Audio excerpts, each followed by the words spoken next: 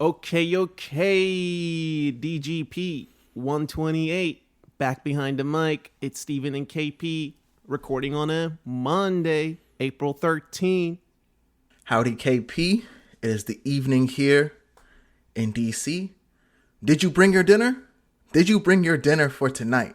I'm having leftovers. I haven't even put them in the microwave yet. How about you? What are you having for dinner? I had a late lunch and I brought water. I brought a lot of water because I think I'm going to need to refresh very fast. There's just so much to talk about, man. There is so much to talk about. After a month off, by the way, let me just give a shout out to anyone who's here listening right now. You are a true subscriber. Thank you.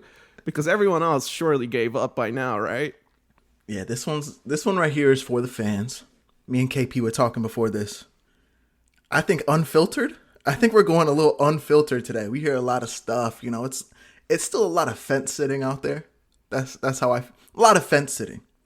I think mask off today, right? Mask off. Tell your truth. Good or bad. A lot of bad. A lot of ugly. Do I see any silver linings? Maybe KP. But I gotta reach down deep for them. This episode is one of those where, we try to strike a pretty good balance. I think listeners know which one of us is the pessimist. And I think the pessimist is coming out on this episode. I think the pessimist is going to have a lot to say because all in all, a month since we last recorded, it was right after that Everton game. And it was one of the few moments this season where you actually felt like, something special is happening here. And then it was followed up by garbage. Just garbage, Steven. Fill me in. What was that garbage, KP? What was that garbage after that Everton game? Let me know. Well, to be fair to the players, they did clinch to the next round for the Champions League. They beat Leverkusen. That was good. And then after that, they had the Carabao Cup game, which they lost 2-0 to City. Ooh. Which at some points in that game, we couldn't lay a glove on them. It was bad, Steven. It was actually really bad. Real bad. That Sugar Ray Robinson stuff, couldn't lay a glove on them. Absolutely. I missed the beginning of the second half for that one, which is crazy. I watched the first half. It's like, it's decent performance. It's decent. It'll be an interesting second half. I'm on the plane watching this thing. I land. I go get my rental car. The next time I look at the score, it's 2-0. I said, oh my days. It's 2-0, and it just never looked like there was going to be a comeback. Then after that, they go on international break. Kind of nice, actually. 2 weeks off, so it's not all our fault that we haven't been behind the mic for a month, right? It's not all on us.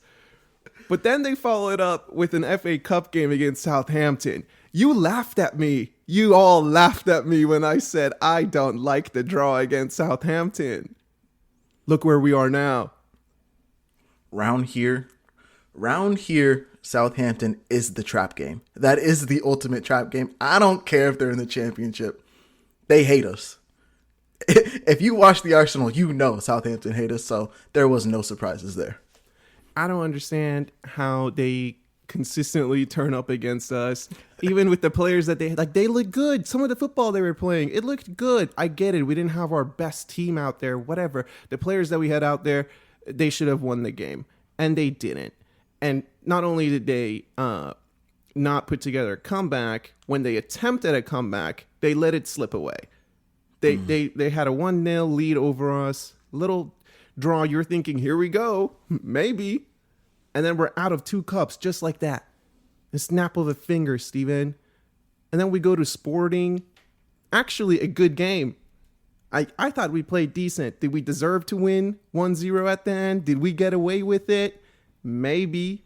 But it was again, a good moment. It was one of those last-minute winners that we haven't had all season. You get it and you think, okay, this is a huge boost for us. Here comes the league game against Bournemouth. Bournemouth, by the way, not being talked about, Steven. 12 games unbeaten in a row. Credit to Bournemouth. Good team. I say good team based on the performance. I think that was the quote from Mikel, like, oh, they're unbeaten in 12. but they had drawn their last 5 or something like that. So it's not like they're on this great run of form. Areola, man, I think he has Mikel's number. Surprisingly. Yeah. That manager has his number. When it comes to this is the pessimist coming out right here. When it comes to another big brain manager, like a manager that can actually do tactics, I feel like we fall short quite often.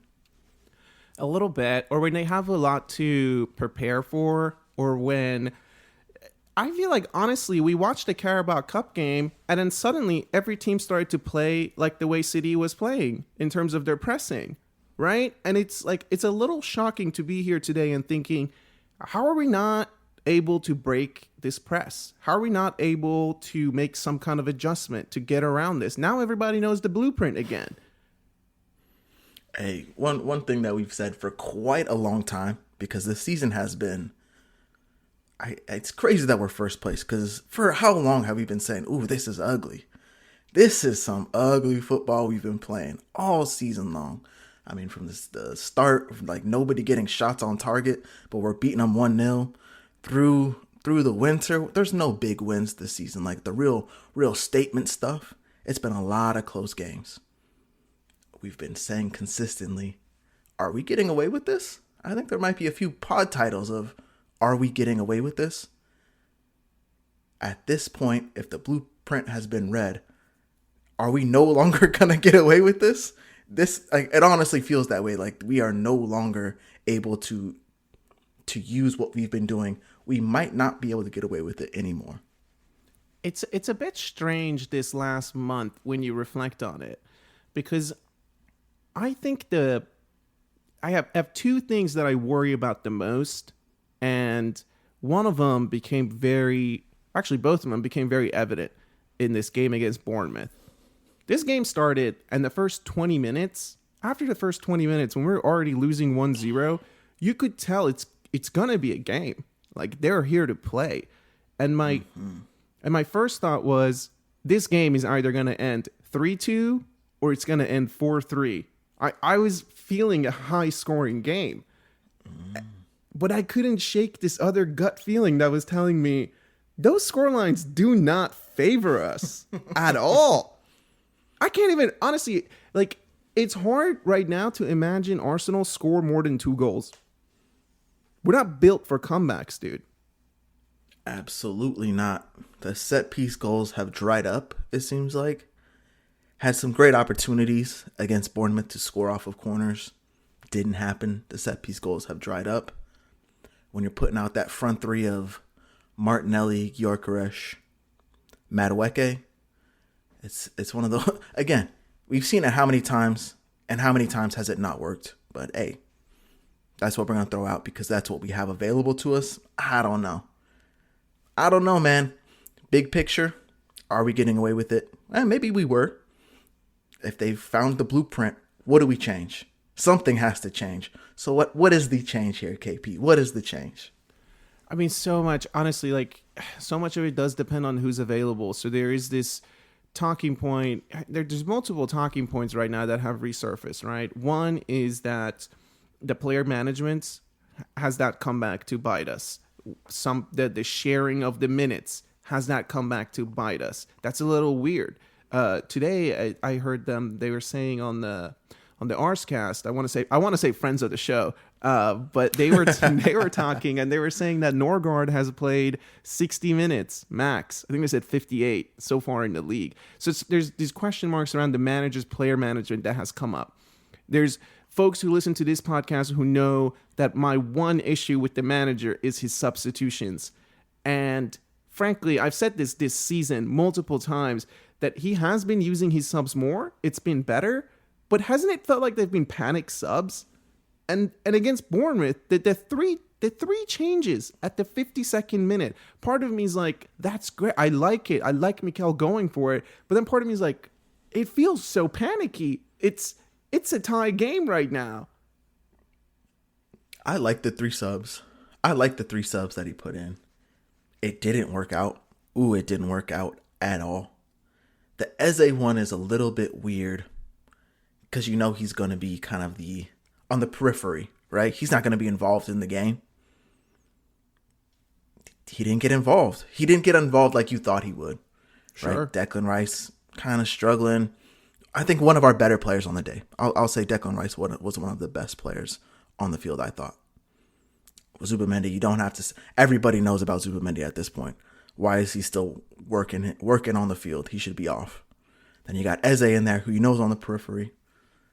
Didn't work, man. It just didn't work. Man management, we hit it so many times. Man management with this dude is crazy. 60 minutes for Norgard in the entire Premier League season. So we got Timber hurt, Saka hurt, Odegaard hurt, Mikel Merino hurt. Like, what are we doing? Sharing the minutes. Why? It is such an indictment on the season. Like, if this thing doesn't come around to where we want it to be, we had the players. The players are available. We didn't use them correctly. He continued to play the same way he did last year when we completely fell apart with injuries. The season before, why did we lose the league? Because of injuries. So it's almost like this repetitive process, right? Interesting, man. I don't know what lessons are being learned. It's really strange. I think the manager's under a lot of scrutiny, to be honest with you. And it does feel like if it all ends really badly with 0 trophies, genuinely, I'm not afraid to say it right now. If the season ends with 0 trophies, he has to go. It's not even that the club has to fire him. It's almost like you should go. Say it. I think that is a very, very fair point that a lot of people should be on. If it ends the way it's looking, is that going to happen? I don't know, man. This Sunday is going to be very, very critical. We'll have a great idea of what's going to happen after this Sunday. But the way it feels, yeah. If we get nothing out of this season, it's probably time to go. If we get nothing, that's where I stand on it. Because look, if we just win the league and it works out for us in the end, fine. I'm okay with it. If we do the double still, it's possible. We'll see. We'll see how Wednesday goes. We'll see how Sunday goes. But today, as of right now, if it does end with nothing, it's over. The project is over. Your reign is over. Like, there's just things that you have to learn. And maybe you don't have that. It's your first job. Some of the management, some of the substitutions, some of the lineups, some of the stubbornness. There are things that are just not changing, and it's an issue. When you go into all these games and your big plan is to not lose, and everybody knows that is your mentality, that is going to bite you in the ass. We had a follower on Blue Sky. This is how you know things are bad, when the Blue Sky crowd starts saying like, "Yo, this sucks." Like, these guys are not trolling out here. They're very much committed. They're very much sharing their honest opinion. And I've got Derek A in the comments saying, "I'm an American. What the hell do I know? I can analyze football better than football. But at the end of the day, it looks like this whole system is to win a game 1-0. And when you're not winning the game 1-0, there's no alternative. It goes back to me feeling like there's no way we can come back and win a game 3-2. I don't feel like we can come back and win a game 4-3. And the issues are, here's the really strange thing, Steven. There's been a lack of positive this last month, and even the positives come back to be negative at Arsenal. Because I just watched Victor Gyökeres go play for Sweden. He scored a hat trick, and then he scored a game winner to send his country to the World Cup. And then he comes back and he can't get 4 touches in 90 minutes. Or when he's getting chances against Bournemouth, which, by the way, I thought that was one of his better games. He was involved. He had good chances. But he kind of fluffed his lines, and that was disappointing. So it makes you think, like, well, what's wrong at Arsenal? That this guy goes away for his country, does that, comes back, and can't really contribute. So then it goes on to what we're saying is it's more of the manager than the player at that point, right?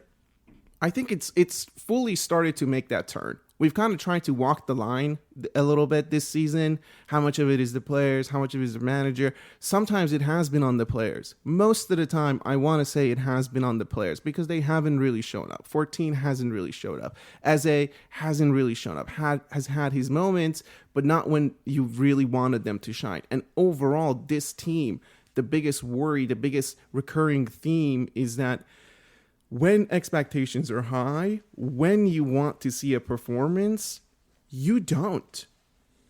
And that's a problem. Maybe it is a mental issue. I think it is a mental issue. 4 seasons in a row. Again, I feel like there's this like what's bad about it is we feel like it's happening, right? We feel like it's happening. I think the whole fan base is like, wow, 'cause we've seen it happen before. There's been that, the 23-24 season, the whole bottling thing. I will never believe that because the last 18 games we had like 1 draw, 1 loss, and we didn't win the league. It's like, that's not bottling when you basically win out. But City, instead of having 1 draw and 1 loss, just won all of their games. Like a crazy feat that they had. Whereas this season, it's been kind of in our hands for some time. We've dropped points against teams that we probably shouldn't have. Now we're having to go to City to prove, are we worth it? Are we worth winning the league or not? Are we worth being champions? So to like put our flag in the ground of like, we're not going to do it. You can't say it until after this Sunday. I truly believe after this Sunday will be the telltale sign of, will we do it or will we not? I hope that we do. I really, really, really think it's on the manager to figure it out. He's been outplayed by Pep quite a few times. Pep has put a couple of master classes on him. I think our team's good enough. We've said that. Our team is good enough. We can't use the injury excuse right now. Our team is still good enough to go out there and get the result. Plenty of injuries. Obviously, some of our best players won't be available. But our best players haven't shown up this year. Truthfully, they really haven't, right? It's been always been a collective effort to get the results. I think this is just on the manager. I love Mikel. I've been such a big fan of like what he's done. But, ooh, boy, I'm not even going to say the Golden State thing again because I've said it how many times. Like, to me, like, I am like, this is like the prophecy. Like I feel like the prophet. Like, it is happening in front of my fucking face, man. Scary times. It is. It's bad. It was actually so sad. I mean, this weekend, I was out. I was busy all week traveling. I didn't get home until 1 a.m.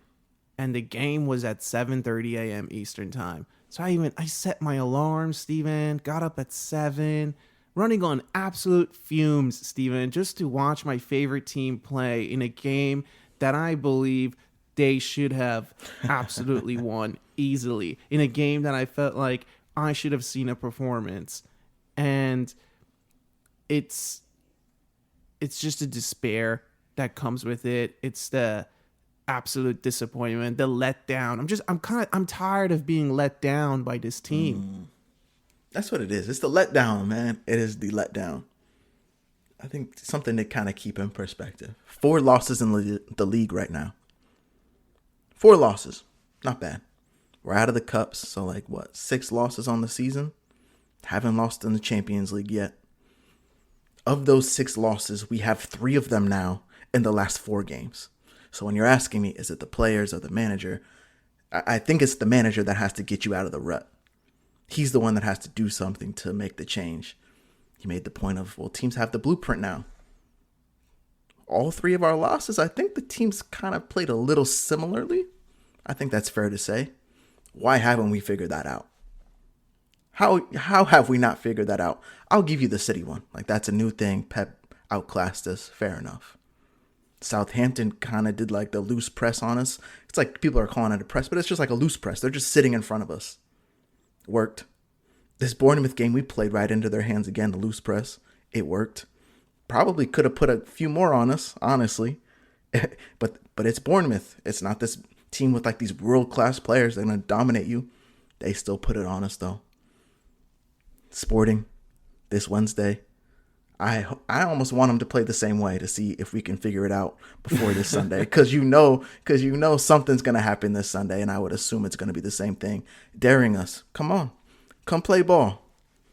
It's so weird, this position that we're in. I had another one of our American followers write into the show saying, like, "Oh, are the ratings down?" Like, the most kind of American capitalistic way to look at it, to just be like, maybe the ratings are down, and they're really trying to hype up this City game so everyone tunes in, so it really, really matters. So there is something at stake, because frankly, to be honest with you, I'm also just tired of the fact that people genuinely, maybe there's like a small fan base of Manchester City fans who really want them to win, but the 18 other teams, they just don't want Arsenal to win the league. Facts. I mean, that's facts, right? You've seen it everywhere. That's facts. They don't care. They just don't want Arsenal. I had a Chelsea fan write into the show saying that this game against Manchester City, before the game, he's saying that, I kind of want Chelsea to win. I really do, because they got to get the Champions League spot, and they kind of need this win. But I just really don't want Arsenal to win. The hate is unbearing, Steven. That is cold-blooded, but it's also facts. I think there's a lot of hate out there. The joy of seeing your opposition lose versus your own team win, that is a crazy position to be in. I mean, that happened last year. What was it last year with Tottenham? Or was it it might have been the season prior. The Tottenham fans were like, played City towards the end, and were like, I'd rather lose this game. I think that's the one where Son missed the one-on-one. Mr. Goal Scorer, Mr. Poacher missed that one-on-one against City, which kind of, I think that cost us the league, to be honest. But I think they were happier that he missed and made Ange. Remember? Yeah, that's the one Ange was all mad about it. So funny. Classic haters, man. So it exists. I mean, we're at a point where our biggest rival called them. They're about to get relegated. Genuinely, I think they might get relegated. The way that it's going, it actually looks like they might get relegated. And you can't enjoy that. And we're top of the league with like a 6-point gap. And you can't really enjoy it. And even this Sunday, let's say the 6-point gap becomes 3.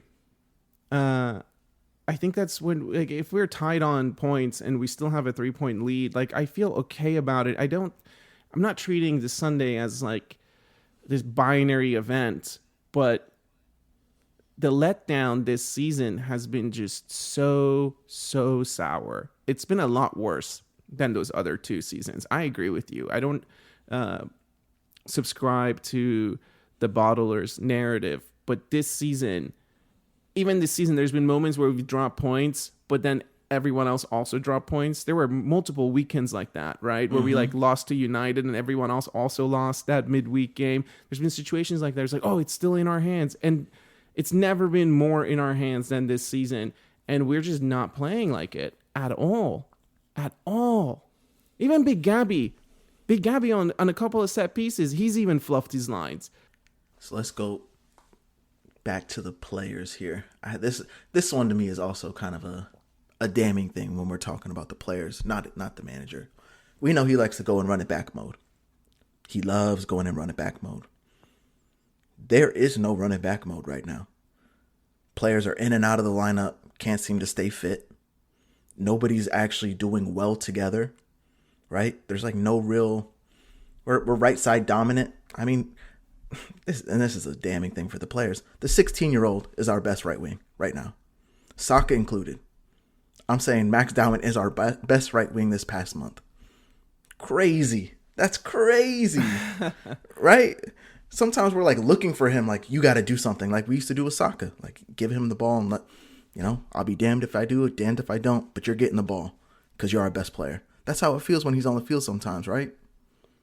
Yeah, against Southampton especially. That Southampton game, everyone was just passing him the ball. And I couldn't figure out, is it like, are we just hyping up the 16-year-old because he's having this moment? Or is it because he's the only one who's actually willing to get on the ball? And the rest of you are just afraid to do anything. The rest of you, I mean, Martin Zubimendi, he's been catching so much heat. But overall, the rest of you, just zero. What is it? Cojones, bro. Zero cojones. Cojones. So if we're looking to go run it back mode, KP, you're saying, hey, there has to be some kind of change from a fan perspective. We all know it's not right. And I don't know why the manager sometimes is reluctant to make any changes. But if you gave me, this is my run it out team for the last 6 games, kind of a lineup that I think we should be playing for the last 6, who would you put out? Who's your 11? Oof. Okay. Based on just everyone that I know is available, right? Or am I going to speculate when the others are returning? Like, no, Miguel Marino, he's probably not coming back. Calafiori, I don't know if you can put him in or not because he can't stay fit for more than 2 games. Timber, Okay. Shoot, I don't even know if Timber's back. I'd run off of who's actually available right now, who's going to finish the season out. Yeah. I'm not going to necessarily like name a lineup. I'm just going to say kind of 2 or 3 things that I want to see. Please like, do. I want to see Declan Rice at the 6. I do. I also want to see Declan Rice continue to wear the captain's armband after what I saw against Bournemouth. That was the first time where I felt like I was watching a game and we went down and a player reacted like a captain. Like, he was intercepting the ball right afterwards. He was trying to get us right back in it. There's been moments where it's just like, where is that guy? And so for me, those are the 2 that I want to see. Declan at the 6, Declan with the captain's armband. If not, I think Big Gabby. But honestly, this is another thing with that goes back to the manager. Why don't we have a consistent captain? This is a problem. Why don't we have, it's hard for the players to follow one person where he's constantly being shared around because we have this like community thing going on. Another thing I want to see, Steven, especially with this new way that we're getting pressed, like Kai Havertz is not doing great in the midfield. He's just not. Either put him at the left 8 and have a high press with him, or just put him up top so it's 2 forwards and go long. Like against Bournemouth, my first thought was, why are we playing a 4-4-2? Put the 2 big guys up there, go long to them. Havertz can win the ball. Gyökeres can get on it. He can bully people. Like, let's just go for it. I think we can get the knockdown. So those are 2 big things I want to see. I know there was a lot of heat around Madueke and Martinelli and the 2 of them starting and how it's not working. It's one of those things where, like, I don't mind the front 3 that he played, but I think the wingers need to be flipped. They're both runners, so play to their strength on their strong foot being on the outside so they can bypass the player and just whip it in to Gyökeres instead of bypass the player, cut it back, and then let's try to rebuild. Or Madueke is catching so much heat because he keeps dribbling the ball out of bounds. So yeah, because he's dribbling to go and cross with his weak foot, dude. I mean, maybe he's not the best at that. Are you the best at crossing with your weak foot when you're running at your fastest? Probably not, right? I like it. Honestly, I think those are all pretty valid. And I was going to say something similar. Right back, I'm done with Ben White. Let me just get that on the record. Ben White should not be starting any more games. I love Ben White. Benny Blanco's been our dude. Just shouldn't be starting anymore. Mosquera is the better right back right now. Left back, I don't really care because none of them are, 2 of them aren't healthy, and then we got Lewis Skelly. If it has to be Lewis Skelly, whatever, that's fine. Play him. The midfield, that 3rd center mid is just not working. The 3rd person who's there doesn't work. So I'm saying scrap it. 2 up top. 2 up top. It absolutely should be 2 up top. If this is the blueprint against us, right? Give me the 2 big guys up top. Screw it. And I've thought this for like probably the last 2 losses, Southampton and Bournemouth. It's just like, why aren't we just crossing Inshallah? Why aren't we just crossing balls into the box? We keep doing like the trashy little passes in the back, trying to just cross the ball into the goddamn box and see what happens. Because we got no magic makers out there. Nobody's playing any tricky balls. Just cross the ball. I don't care. Trossard puts in a good ball. Madueke might find one in every once in a while. Martinelli, maybe every once in a while. I don't care. Play whoever you want on the outsides. None of them are great right now. But cross the ball. And give me the 2 forwards in the center and let them do work. Like, for me, that's it. I can't see Kai playing in the midfield anymore. not making any use of his ability. He's not getting on the ball enough. He needs to get on the ball more. And in the center mid, it's not working. So the Zubamendi thing, I think that's another thing to touch on. But play him for 45 minutes and then have Norgard come on. I don't know. Something needs to work out with him as well. But give me 2 up top. I want 2 forwards from here on out. It's hard. It's hard because like giving a shout out to Norgard is difficult because ultimately I want to see Declan Rice at the 6. And with Zubamendi, the way he's also gone, the way this season has also gone for him, some of his best moments have been around the box, right? He's scored a lot of good goals for us. Yeah. He has created a few good goals by crossing it.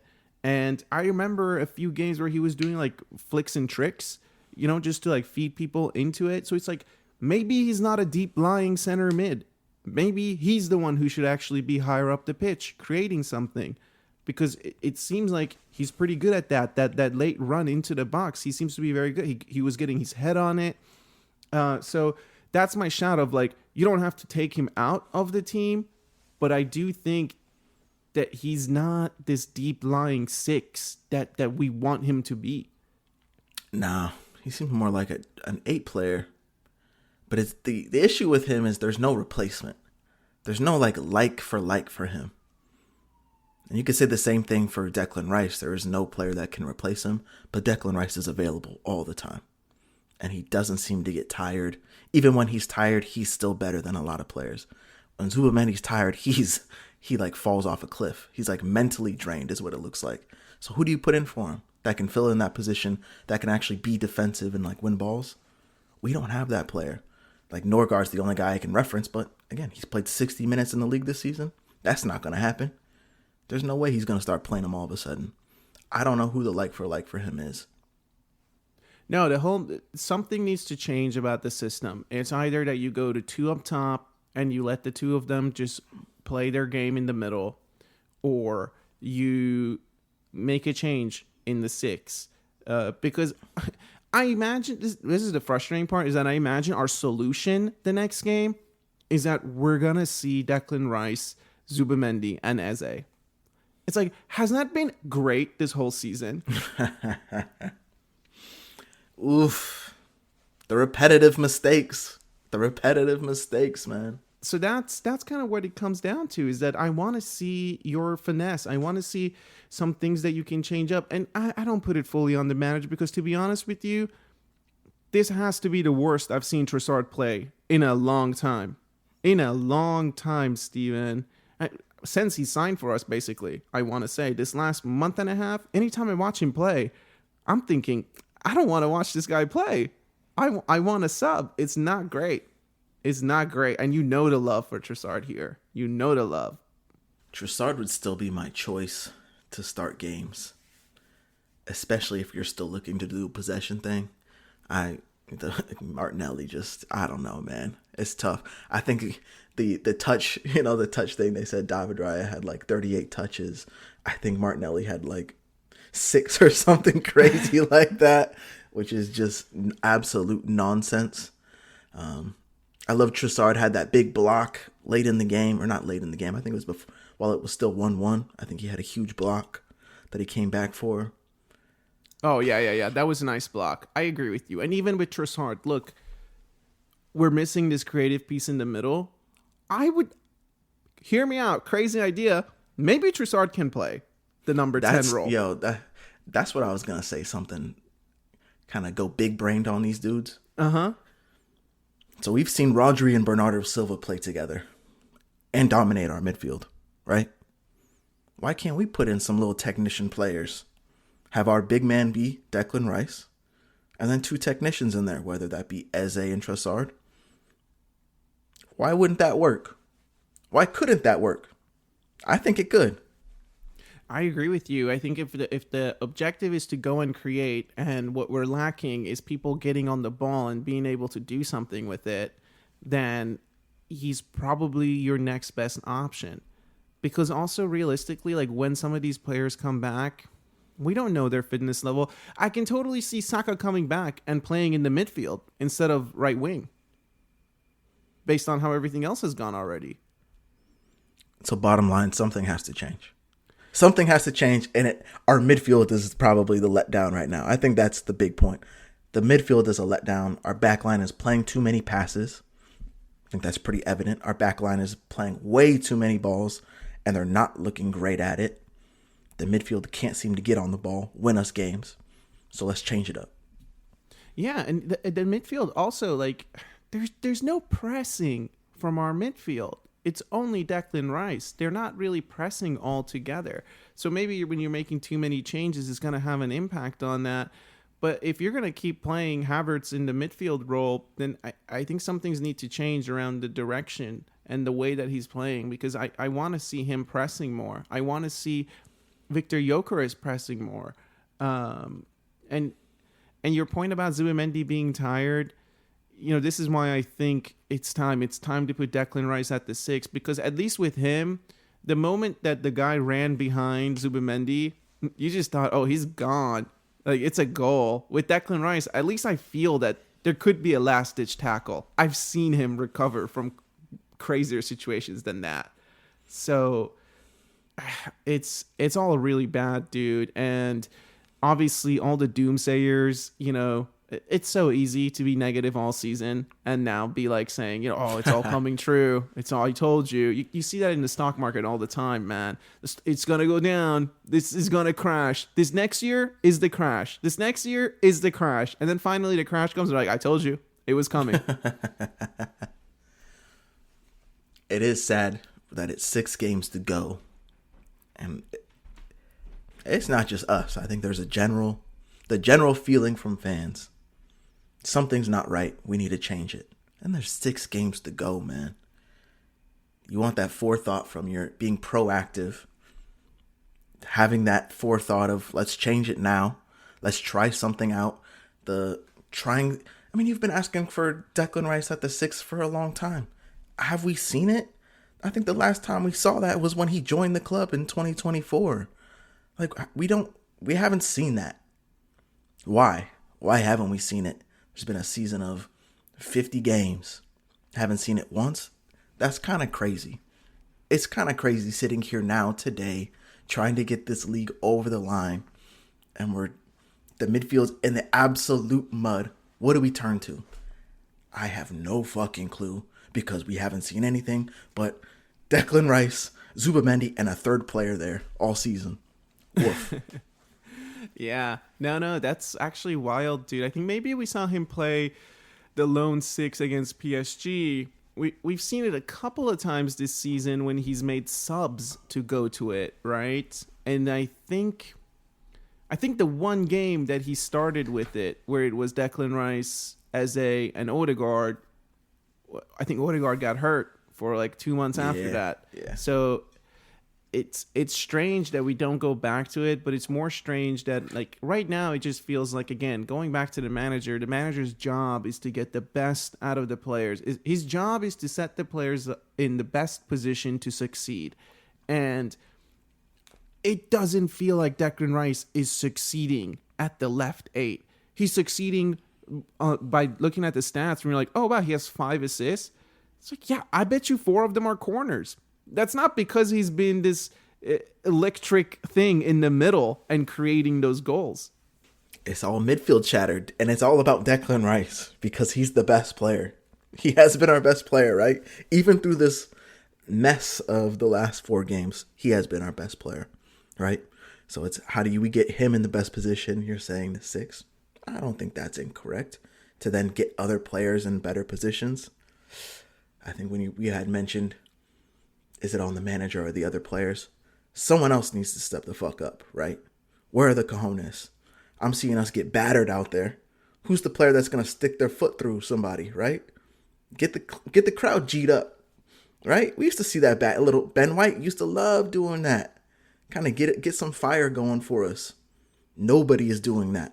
So Declan Rice is the guy. He had a big shot. He had a big shot in the second half that the keeper got a glove on it, went over. The crowd got up for it. Like, yeah, like you're saying, is the captain actually doing something to affect the game? Who else is out there trying to affect the game like that? I don't know. I don't see it. So that's where I'm going to put it on the players a little bit. Where's the heart? Where's the soul? Where are the balls at?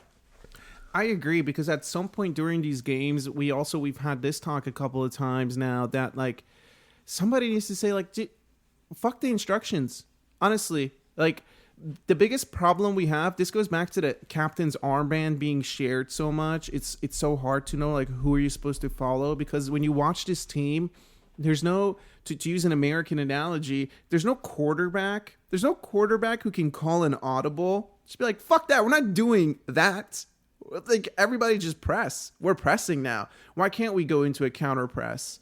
Go long, go for the counter press. Get the ball back. If you lose it, let's get it back. We can totally do that. And ultimately, I mean, the way this is trending, it's a good thing some of these players sign contract extensions, because, you know, Saliba could very well be on his way out. Why wouldn't he? That's a really good point about this. Who's going to change things like on the field? If there is no direction coming from your manager, like the whole Raya getting 38 back passes, right? Just putting his foot on the ball, standing there, waiting to then pass to Saliba or pass to Gabriel. Why not someone just say, we're going long? Fuck it, we're going long. Defense, push the fuck up. We're winning the second ball here, right? Because then we were putting long balls into Gyökeres, who we know can't hold the ball up to save his life. We're not winning the second ball at all. And wave after wave after wave from Bournemouth on us. It's like, if we're going to play the long ball, then let's play long ball like football. Let's play the long ball tactic. Someone, Declan Rice, whoever's wearing the captain armband, fuck it. Raya, hold the ball for a second. Big Gabby Saliba, step the fuck up. Get to the halfway line. We're playing long balls now. Like, right? We're losing so many second balls. It's like, you have, as a player, you're a professional. You know we're getting battered playing this way. Let's change it ourselves. Something has to happen. And, you know, it's an easy conversation. It's an easy conversation between Declan Rice at the 6 with Big Gabby behind him. Hey, push the line up. Hey, and then he'll just talk to the forwards. We're pressing now. It just feels like there's no real togetherness, but also it just feels like there's a lot of, we're going to follow everything exactly to the T. And I'm just tired of it, Steven. Genuinely, you watch some of these other games and you like have fun. You're like, oh, I remember this football. I remember this is how it's supposed to be played. None of it feels like that for us, dude. None of it feels like that. Even Sporting, I liked the way they were playing. That in the first leg, couple of the chances that they had created, couple of the through runs, it's just like, there's such intensity when they get on the ball. I feel like I watch our games and I see a lot of players like, ooh, I gotta waddle over into my perfect spot that like a cone was there during training, so now I have to be there at any moment. It's so orchestrated. There's like no life in it. It's a very soulless way to play. Absolutely. There's games earlier in the season, like thinking about us winning the territory, right? Like we're the ones dominating in their half. Yeah, it's the horseshoe, but like at least we had this imposingness on it. Like this is what we do. It felt like that. Like didn't love watching it, but like this is what we are. Like that's all right. Like this is our identity. I feel like that identity is out the window, right? There is no soul to this team right now. What is our strength? I don't really know, man. What is our strength right now? Getting played through, playing the ball to our keeper, it's no good. It's no good. Wow, yeah, no, it's hard when you ask what's our strength. It was really difficult to actually call it out, to be honest with you, because, you know, the toughest thing right now is where you are in the season. These games, like there's people who are fighting for safety from relegation. There's teams in Europe who get to have much longer rests than us when they come into these games. I mean, it was crazy. The PSG story that I was reading. I mean, I understand why Liverpool fans would be frustrated. That's insane. But the things are stacked against you like that, and we're just not showing out for it, dude. We're really not showing out for it. It's a problem. I'm nervous. Honestly, I'm looking at Wednesday, and I'm thinking, we could lose. We could get knocked out of the Champions League on Wednesday. Do you feel confident that we can hold on to that 1-0 lead? I don't know if confident is the right word, but I think we will do it. So maybe there is some confidence in there. I do think we will do it. This is the type of situation. That Sporting game, like, it wasn't that pretty. in my opinion. Like, I think we kind of got away with that a little bit at the end. Like you're saying, like, did we deserve to win that game? I don't think we necessarily did. But 0-0 coming back home, I feel like that's part of our game plan right now. Like, that's the way Arteta sets up the team, is like, let's just get through this away leg. Fine. Keep it at the score even, and we're going to win it at home. We're great at home. We're winning this game on our own ground. The fact that we have the 1-0 is fantastic. I think we'll get through just because of that. Like, that, this plays right into our hands. What I fear is that the way things have gone recently is going to make him want to make changes for the sporting games. And that's what makes me nervous, is that he's going to actually get away from our bread and butter just to try something.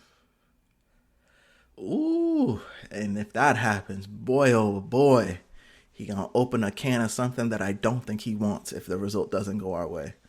Because, oof, that should have been saved for Sunday. If you're going to try something else, that should be saved for the weekend, the league game.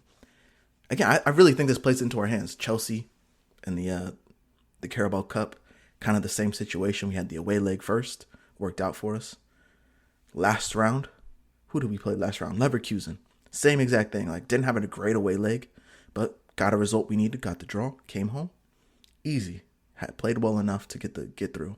That's just how I feel about this one. It's like, we did enough away, and the home leg is almost it's just like a performance now. We know what to do. We know how to get this thing across the line. It's these one-offs, right? It's these one-off games that are the problem when you're hyping them up. Bring your lunch, bring your dinner. This is a final. We're playing a cup final against Bournemouth at home. What the fuck are we doing? What kind of pressure are we putting on these dudes for what? A game against Bournemouth. Unbelievable. That's the issue, KP. That's the issue.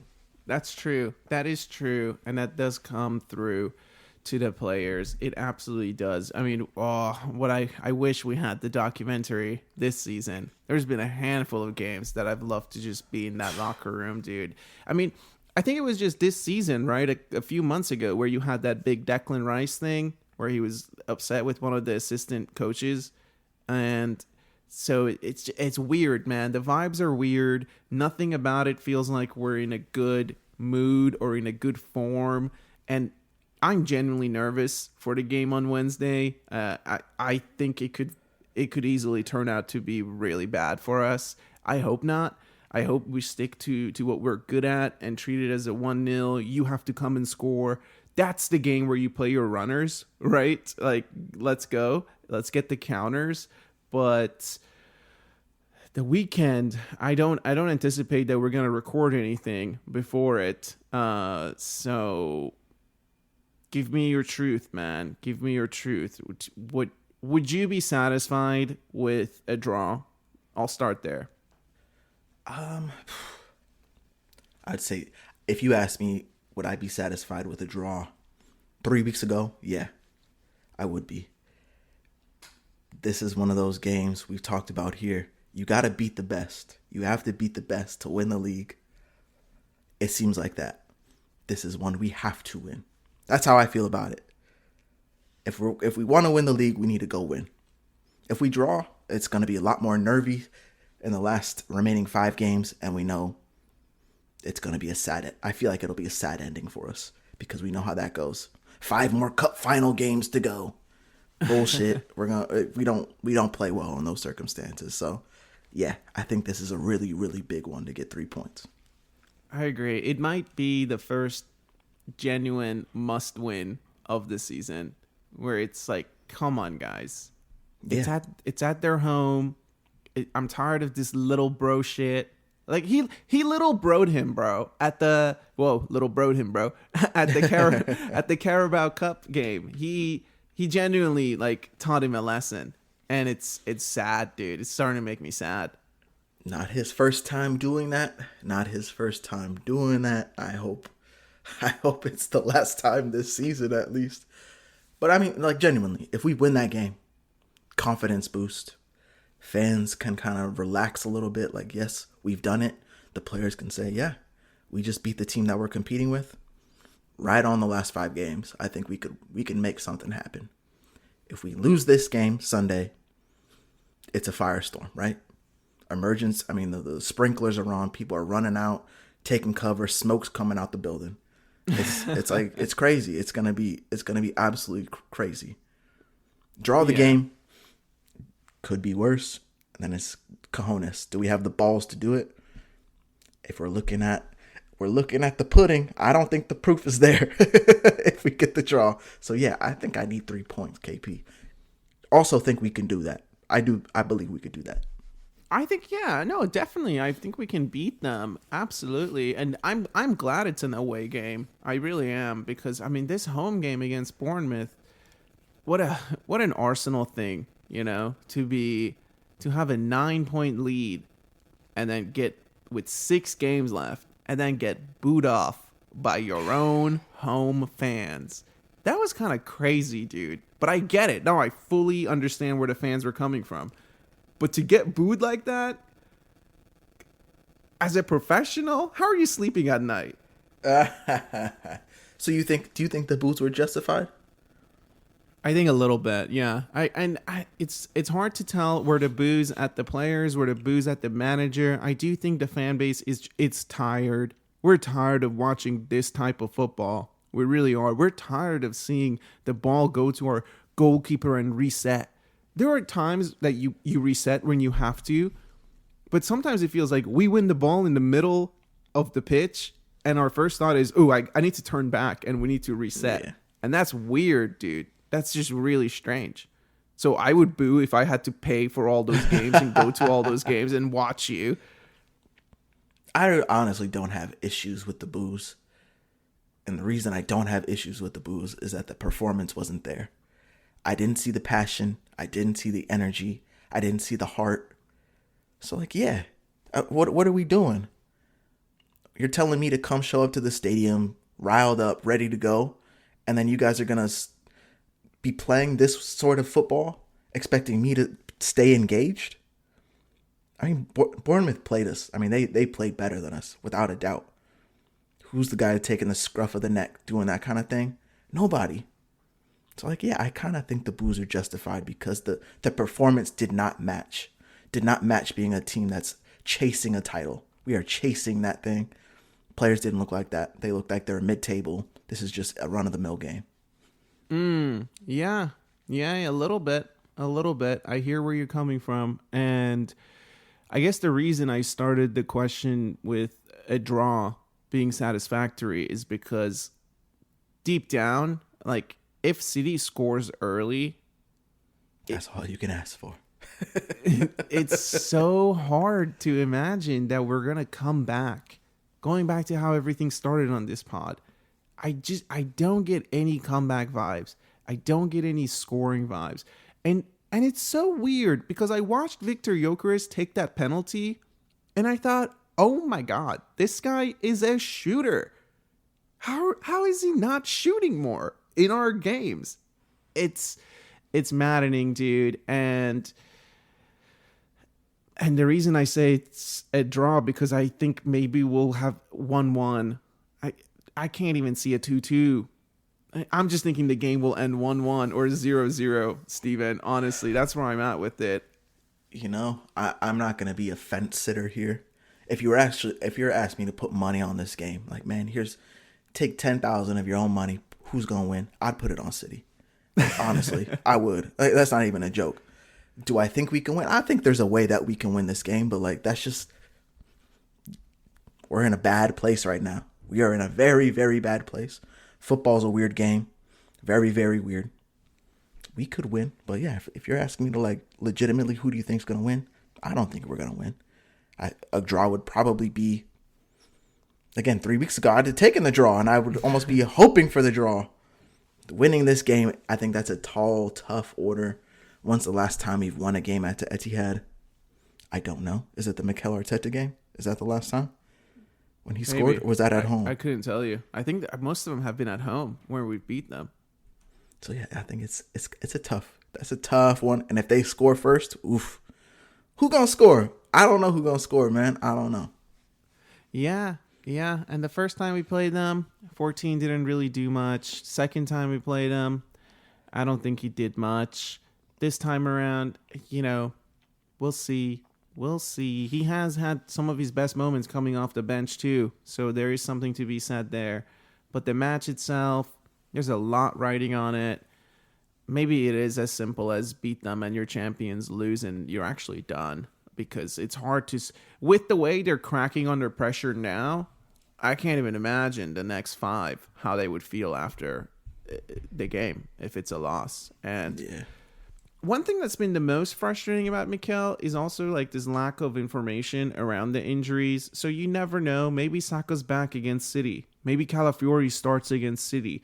But that's the thing is like, are we playing some of this 4D chess just to play it? Or can these players actually play? I don't know. And that's very frustrating to me. That stuff doesn't bug me. Because I assume internally everybody knows. Like, that's just the media, opposing team, fan thing. Like, we don't know. So, like, yeah, on a personal level, it could be frustrating. But, like, I assume everyone in the locker room knows what the fuck's going on, right? They're seeing these guys on the training table and stuff. How you feeling today? Probably can't make this one, but in a week, I'll probably be all right, you know? And if someone's a mole, I guess they're leaking information, but that's not happening. Yeah, man. Wednesday, Sporting, big performance. I need to see balls getting into the box. I need to see some balls getting into the box. Our defense is still, we've said this how many times? We got the big dudes in the back that can play. Got Declan Rice in front of them. They can sweep up the ball. Put the balls into the fucking box. Let 14 do his thing. He's a shooter. He's not a ball player, but the man's a shooter. So give him, like you're saying, why isn't he shooting more? Because he doesn't get balls. Put Kai Havertz up there. I don't care. I need to see more balls into the box on Wednesday. Wrap that up. Get into the semis. And then the must-win game on Sunday. It'll be fun. It will be fun. We'll see how it goes. I think genuinely, no matter how it goes, things will be all right. I still fully believe this team can win the league. You know, in a super... I don't feel that it's going to be amazing, but I just feel like crawl over that line. You can do it. Throw your shoe. Take your shoe off and just throw it across the line. If they lose on Sunday, can they win? Yeah. They still would have a 3-point lead. I think even when we're matched up on games, I think we would still have a 3-point lead. No. Because it's 6 points now. If they win, they still have a game in hand and it's 3. Oh, yeah. And I mean, they could win out. For sure. They could win out. And you don't get the sense that we can win out. Yeah. No, I get it now. Yeah. I get it. And then, you know what? We can call them bottlers if they don't win out. That's what we should do. Call them bottlers if they don't win out. Yeah, absolutely. Well, it looks like in across the league, at least today, Leeds United beat Manchester United. So a little bit of sugar to get you up for it, maybe to sweeten where we are. But overall, after City, it's Newcastle, Fulham, West Ham, Burnley, Crystal Palace. These are all, except for Burnley and Fulham. I mean, Newcastle, those guys hate us. West Ham, Crystal Palace, yeah. I hope I wish they would have wrapped it up by now, but here we are. Tough end of the season. I think City have a couple more games that are tough. I think they have Villa to end the season, who's probably going to be fighting for a top 4 spot. But again, I'm honestly putting it on this Sunday, bro. That's where I believe. Well, we will know. I thought that about the Carabao Cup final. I think I said that to you. Like, if we win this, I think we win the league. We didn't win it, so bad. Then this game, this is obviously the one for all the marbles, in my opinion. And I hope we go there to win. If we play to not lose, I think that whatever fire is started within the fan base, if we don't get the result, is well deserved. Sure. That's fair. And I'll just say that we will try our best, given the... what do you say? The magnitude of the game. We will do our best to record after it because you deserve that. And honestly, I think we're going to deserve that because there's going to be some things we're going to need to talk about. So enjoy your week. Let's see how these games go. Be well, and we'll see you on the other side. Be easy.